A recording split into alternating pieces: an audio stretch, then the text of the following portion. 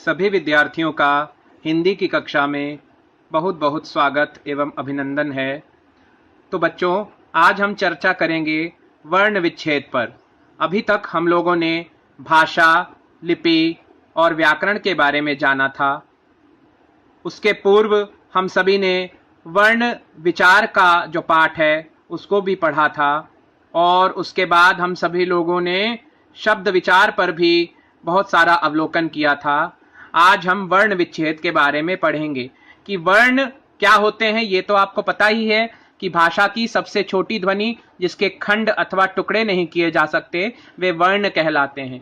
परंतु आज हम इनके विच्छेद के बारे में पढ़ेंगे। विच्छेद का अर्थ होता है अलग करना।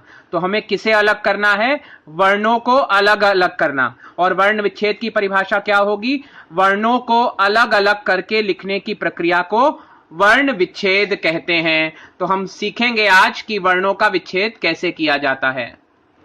पहले हम एक बार इसकी परिभाषा पढ़ लेते हैं। किसी शब्द में आए सभी स्वर और व्यंजनों को अलग अलग करके लिखने की प्रक्रिया को वर्ण विच्छेद कहते हैं। वर्ण का अर्थ होता है अक्षर और विच्छेद का मतलब होता है अलग करना।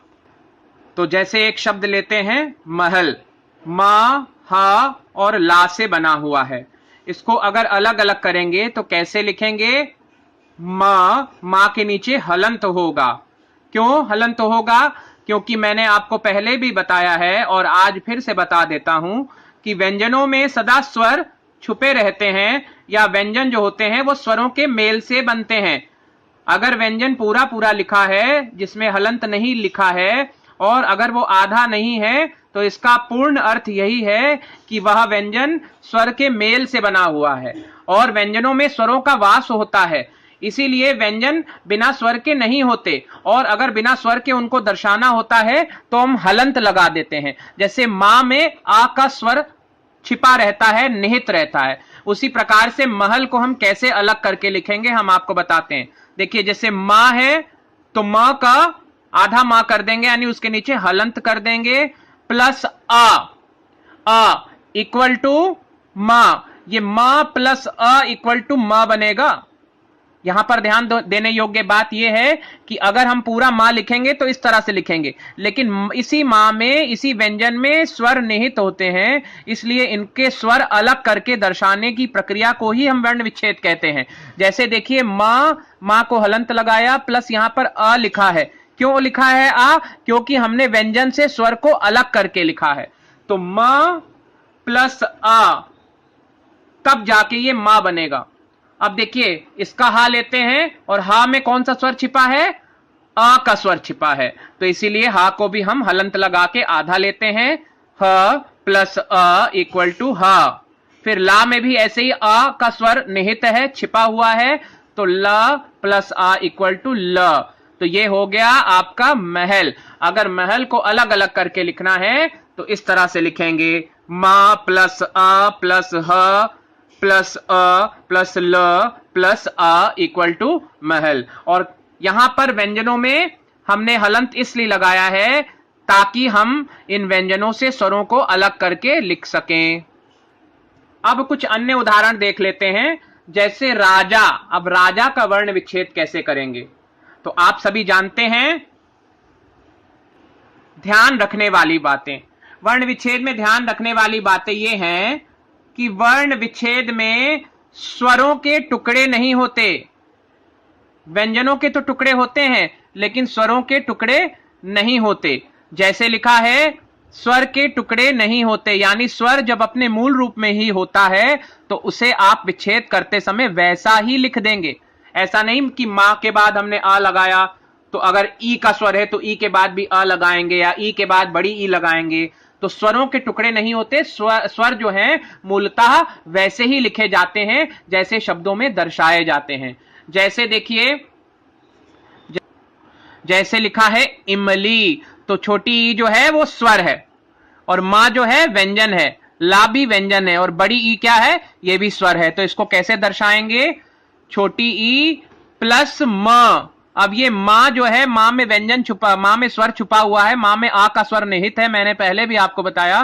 तो छोटी ई प्लस म, मां के नीचे हलंत, प्लस आ प्लस ल।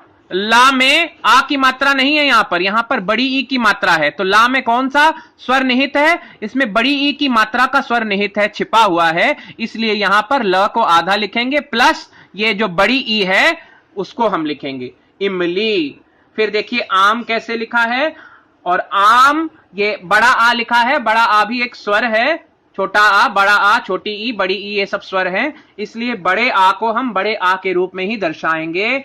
बड़ा आ प्लस म प्लस अ, तो इसको वैसे ही दर्शाना है जैसे मैंने आपको पहले बताया। फिर हम तीसरे शब्द को लेते हैं उल्लू। अब उल्लू में छोटा ऊ, आधा ला, बड़ा ला और उसके बाद बड़ा ऊ है, ठीक है। तो यहां पर कैसे दर्शाएंगे इसको? उल्लू में ऊ जो है वो स्वर है, तो स्वर वैसे के वैसा ही लिखा जाता है, क्योंकि स्वरों में व्यंजन नहीं छुपे होते हैं, व्यंजनों में स्वर छिपे होते हैं। व्यंजन स्वर से मिलाकर बनाए जाते हैं, लेकिन स्वर व्यंजनों से मिलाकर नहीं बनाए जाते। इसलिए मैं फिर से बता दे रहा हूं कि स्वरों को वैसे के वैसे ही लिखना पड़ता है जैसे वो दिखाई देते हैं। जैसे उल्लू लिखा है तो हम इसका कैसे वर्ण विच्छेद करेंगे? छोटा ऊ, उसके बाद आधा ला है, तो आधे ला को हम कैसे दर्शाएंगे? ल, और ला के नीचे हलंत लगेगा, हलंत लगेगा ला के नीचे, और उसके बाद प्लस करेंगे। फिर ये जो बड़ा वाला ला है, पूरा ला है, उसको ल उतारेंगे, ला के नीचे फिर हलंत लगाएंगे, और प्लस ला में कौन सा स्वर निहित है? ऊ का स्वर निहित है, तो बड़े ऊ का स्वर निहित है, तो यहां पर प्लस बड़ा ऊ कर देंगे। तो इस प्रकार से हम वर्ण विच्छेद में ध्यान रखेंगे इन सब बातों को कि स्वरों के टुकड़े नहीं होते। अन्य उदाहरणों को भी हम देख लें कि जैसे राजा, राजा शब्द का वर्ण विच्छेद करना है तो कैसे लिखेंगे?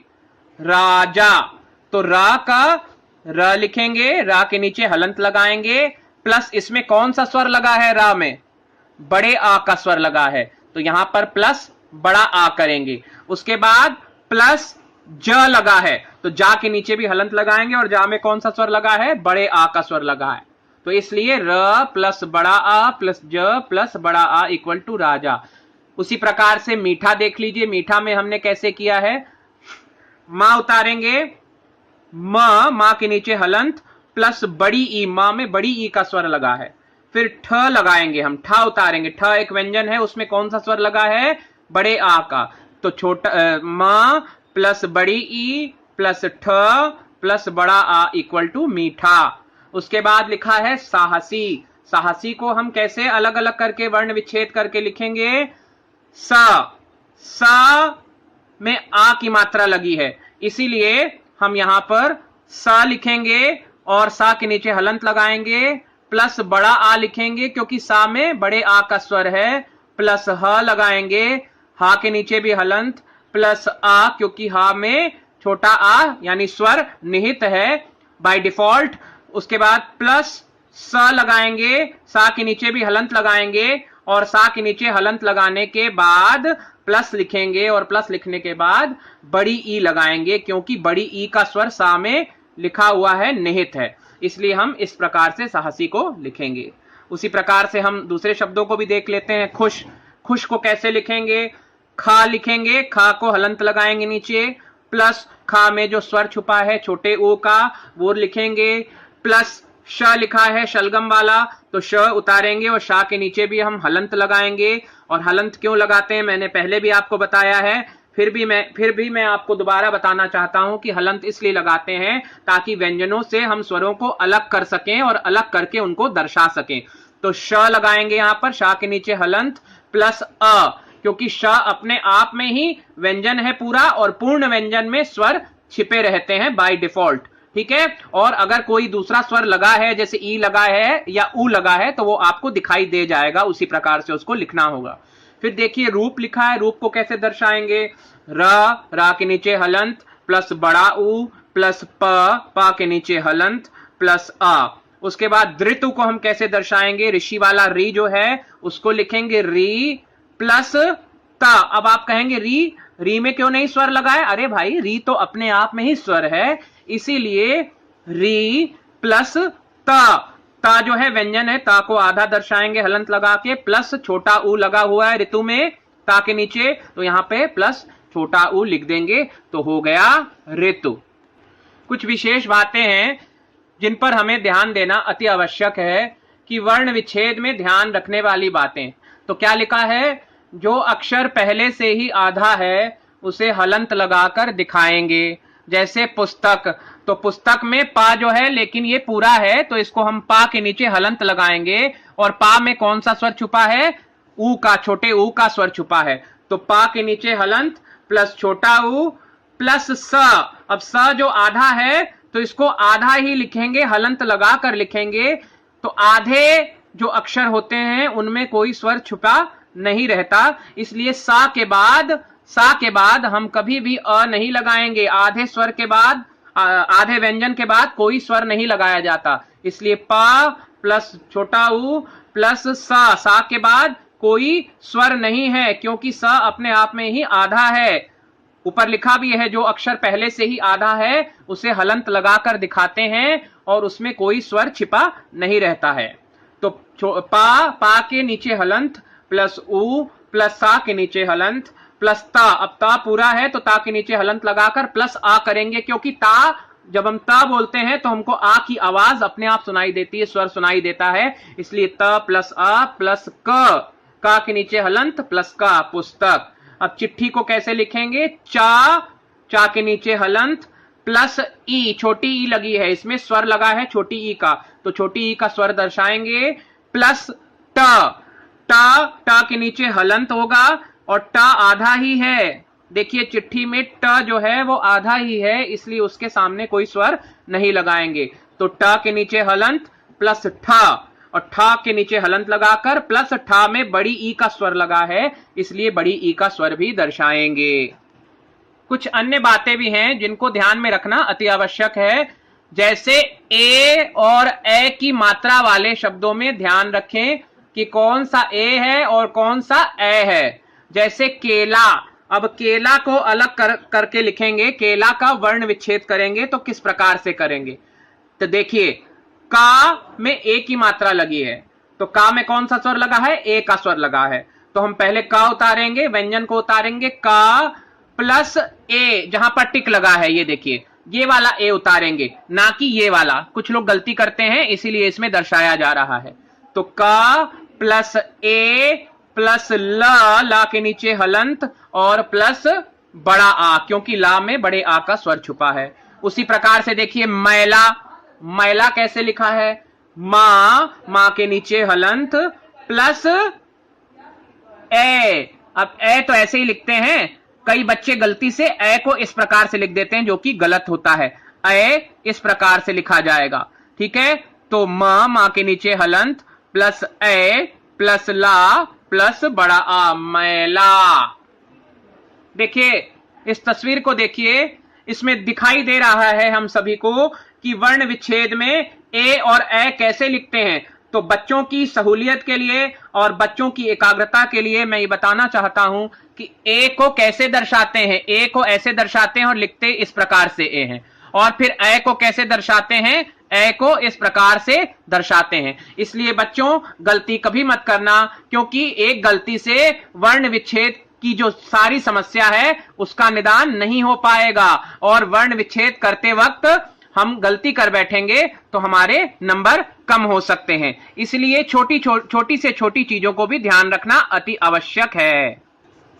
कुछ अन्य उदाहरण हम देख लेते हैं, जैसे सैर।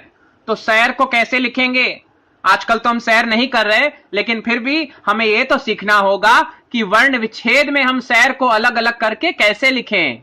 तो सा के नीचे हलंत प्लस यहां पर कौन सी मात्रा लगी है, ए की मात्रा लगी है, तो यहां पर प्लस ए प्लस र के नीचे हलंत प्लस आ, क्योंकि रा में बाय डिफॉल्ट स्वर छिपा हुआ है, स्वर निहित है, और इसको अलग से लगाने की आवश्यकता हमें इसीलिए पड़ती है क्योंकि इसमें स्वर निहित रहता है। और जब कोई व्यंजन आधा लिखा रहता है तो उसमें स्वर नहीं लगाया जाता। फिर से मैं आपको बता देना चाहता हूं। फिर देखिए लिखा है करेला। अब करेला कैसे इसका वर्ण विच्छेद करेंगे, तो का के नीचे हलंत प्लस आ, क्योंकि का में ऑलरेडी आ छुपा हुआ है, प्लस रा के नीचे हलंत प्लस ए है, देखिएगा ध्यान दीजिएगा, ए है, ए नहीं है, ए प्लस ल प्लस आ, करेला। उसके बाद देखिए पूरे, पूरे को कैसे लिखेंगे, पा, पा के नीचे हलंत, प्लस पा में कौन सा स्वर लगा है, बड़े ऊ का स्वर लगा है, तो बड़ा ऊ लगाएंगे, प्लस र, रा के नीचे हलंत, प्लस ए, तो क्या हो गया, पूरे। उसके बाद हम देखते हैं विशैला। विशैला कैसे लिखेंगे, वा के नीचे हलंत, प्लस वा में कौन सा स्वर लगा है, छोटी ई का स्वर लगा है, फिर क्या लगा है इसमें, षटकोण वाला श लगा है, और षटकोण वाला शा भी उतारेंगे, नीचे हलंत लगाएंगे, प्लस ए की मात्रा लगी है शय के ऊपर, देखिएगा यहां पर आप ध्यान दीजिए, ए की मात्रा लगी है, तो ए हम वैसे के वैसे ही उतारेंगे, श प्लस ए प्लस ल के नीचे हलंत, और ला में कौन सा स्वर लगा है, बड़े आ का स्वर लगा है, इसलिए हम यहां पर बड़ा आ लगाएंगे, विशैला। क्या बन गया, विशैला। तो बच्चों आज के लिए इतना ही ज्ञान काफी है।